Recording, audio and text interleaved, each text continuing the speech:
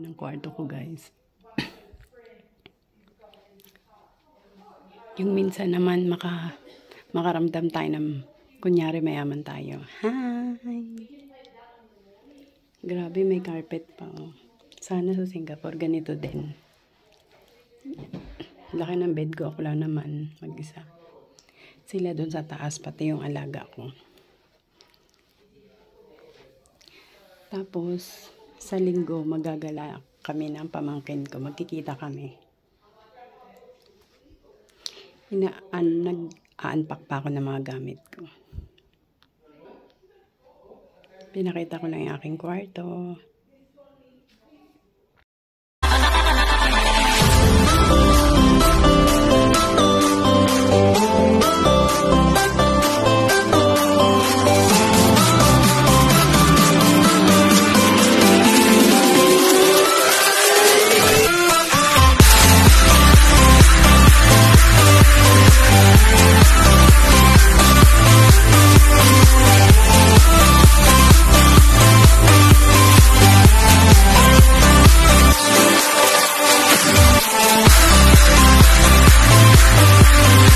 Store ko kayo, guys. Ito yung inupahan namin bahay. Sa pagpasok mo pa lang, ito na yung kwarto ko kaagad yan. Tapos, ito yung aking toilet. Yan, may bathtub. Yan. Siyempre,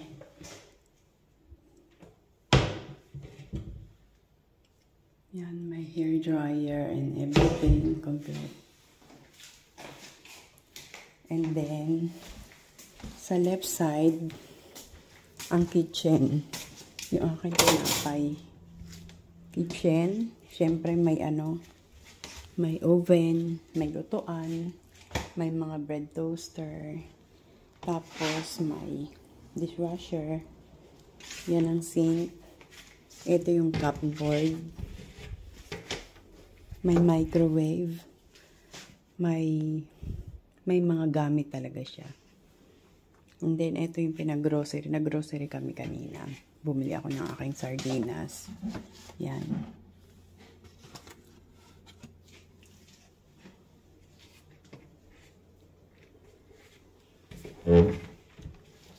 Then, syempre, may ref. Yan, may ref. Wala lang laman. May freezer, of course. Yan. Tapos, ito yung dining area. Ito yung living room. Tapos, may TV. Ganito pala dito sa Australia. Pag nagpaupa ng bahay, yung sa mga tourist na na renting, provided nila lahat. Tapos, ito, may sampayan dyan. Naglaba ko kanina. Tapos, ito, yung parang pinaka-veranda nila. Pwede ka magpahinga dyan paghapon.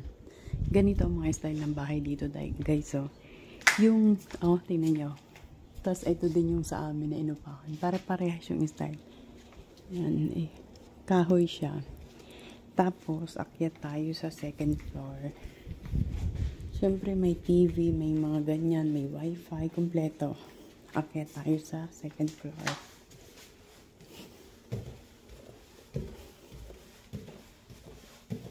Sa second floor, dalawa yung toilet. Ito, kwarto to ng bata. Ito yung toilet dyan ng pangbata. Ito yung sa mga amo ko. Kwarto nila. Ang gulo, kaalis lang nila laki. Ayan. Yan ang toilet. Ito yung kanilang kama. Ito yung kanilang closet. Ayan. Sana ganito din kalaki yung closet sa sa Singapore. Amo ko hindi naghanger ng Sila wala silang hanger. Ako ang dami kong hanger. Ayan. Yan ang kanilang gamit. Tapos ito yung sa AC. Pag gusto mo buksan yung AC, ito lang i-on mo lang to. Then yun na. Hindi mo na kailangan dito mag-AC, guys. Kasi ang lamig na Tapos may mga painting, ganyan.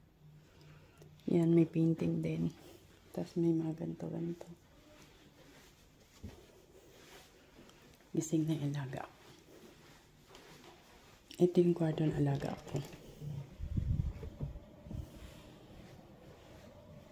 Ang gulo. Hoy! What? Gising ka na? Okay. Sige na guys. Ito yung kwarto niya. Sige, babush. Good morning, Sydney. Good morning, Pinas. Good morning, Singapore. Our first day here in Sydney. Time check, 4:41 sa Singapore at sa Pilipinas. Sa Sydney is 7:41 na ng umaga. Ito yung harap ng bahay namin, guys. Yung inupahan nila.